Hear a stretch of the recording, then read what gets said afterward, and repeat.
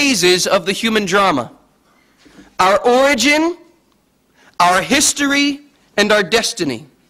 Where have we been? Where are we now? And where are we headed?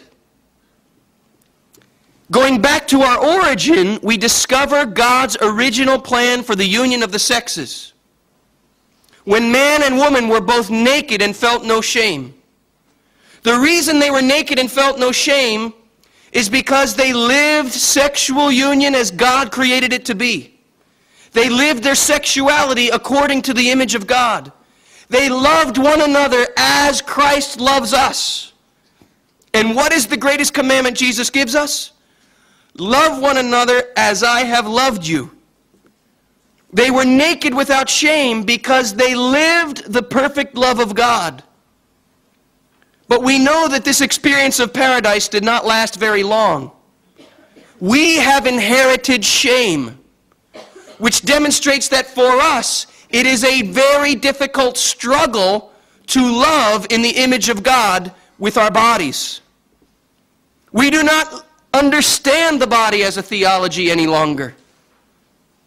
Yet Christ calls us through the gift of redemption to overcome lust. Lust is a twisting, a disorder of the sexual appetite. And through the gift of redemption, there is real power flowing from Christ's death and resurrection to untwist what sin and lust has twisted. This is the good news with which we go into the world. We do not go into the world wagging a finger or condemning the world for its excesses. We go into the world demonstrating what the world is truly longing for. That these are distortions. This has become twisted. And the good news of the gospel is that Christ has untwisted this, and we can live a redeemed sexuality. We can learn gradually, not overnight, but progressively, by taking up our cross and following Christ, we can learn what it means to love. And this is not a theory to me. This is a lived experience. By God's grace alone, I can say that I have experienced and continue to experience this inner transformation of my sexuality.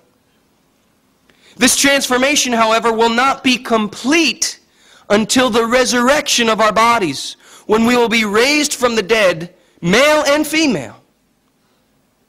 Although, as Christ says, we will no longer enter marriage as we do here on earth. Why not? Remember the two bookends of the Scripture?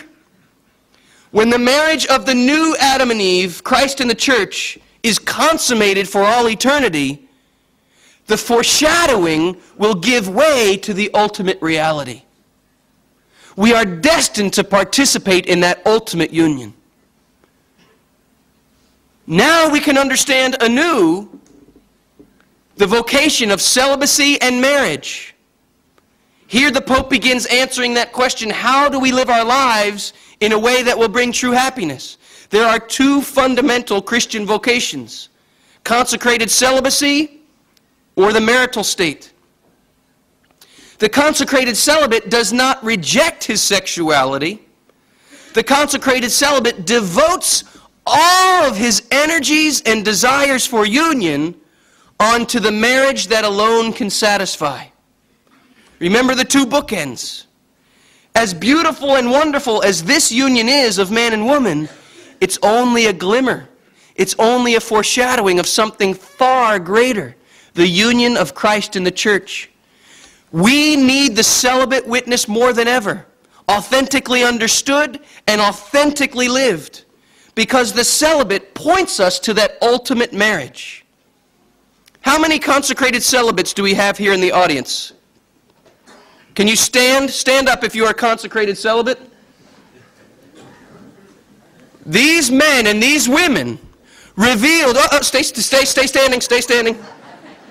These men and these women, these consecrated celibates, revealed to the rest of the world and to us the ultimate purpose and meaning of our sexuality. We are destined for the marriage of Christ and the church. Thank you, thank you, thank you.